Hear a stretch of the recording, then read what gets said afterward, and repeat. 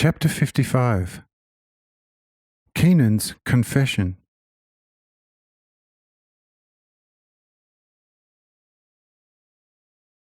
Having heard this explanation, Adam and the other patriarchs were amazed at Enoch's ability to speak such lofty words of wisdom. For he was such an unassuming young man that no one would have expected of him such high words of wisdom, which made even Adam keep silent. Then Kenan began to speak.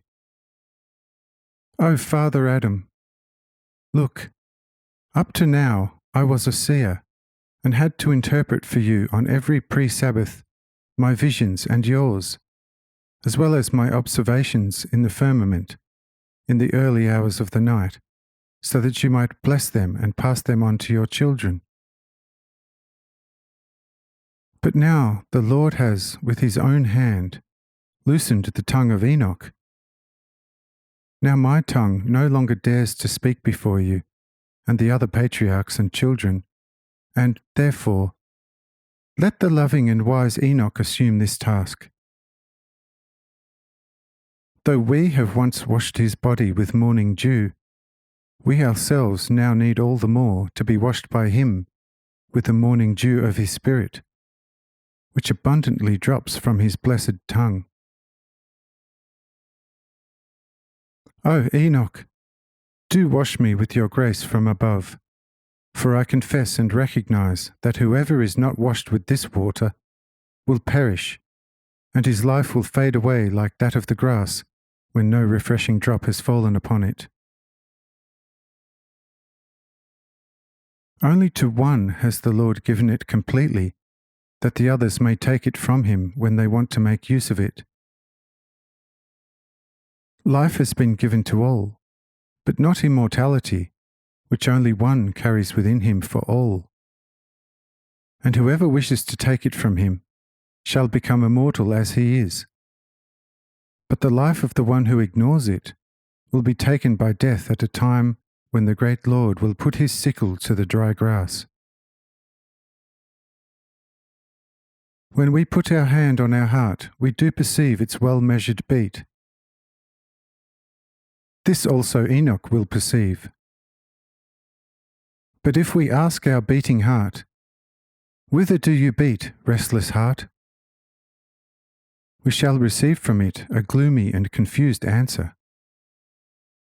"I constantly beat against the brazen gate of eternal death, and am waiting with great fear for it to open and swallow me up forever."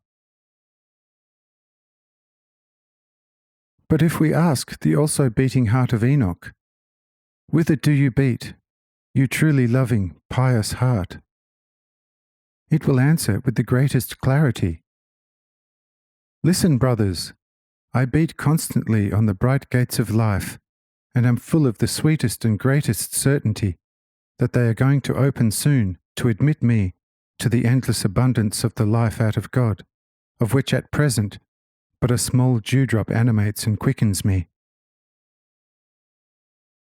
O fathers, brothers, and children, I have often seen in my visions that this is so. But that it shall not remain like that, everyone is taught by his own love of life. We cannot give it to each other, as we do not possess it, but we can take it from the one who has it. Enoch has received it from above, and if he wants to give it to us, and is also allowed to do so, it is up to us to take it. O Enoch, do let your tongue, full of life, work diligently, so that all of us may be washed from head to foot with the dew of life, which flows abundantly out of life's spiritual, eternal morning from God through your blessed tongue. Therefore, Father Adam, let now Enoch act in my place and interpret and point out to us the signs of life in the firmament and on the earth. Amen.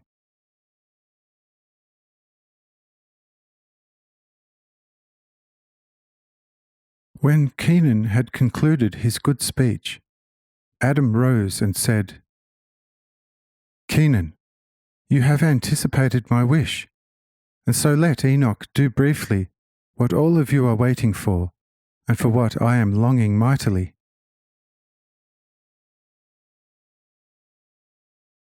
Then Enoch rose respectfully and said, O fathers, so listen. The stars follow their course and shine now more, now less, and the winds blow now from one place and now again from another, rushing to great distances.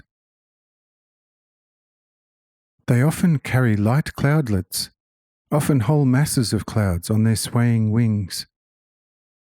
The dew keeps falling, and so does the rain. The grass is fanning, and the trees are swaying with their trembling foliage. And we do not know why all this is so, and rack our brains about it. And when it is finally harvesting time, we say, The Lord has guided his elements wisely, for the harvest is good. And we no longer care where the winds have carried the clouds. Behold, this is the best interpretation, for what the Lord does is well done. For us it is best to leave it all to the Lord, and not to endeavour to explain his ways, but rather seek ourselves and the life within us. Behold, this is the best interpretation which holds all the mystery. But more about this on the road. Amen.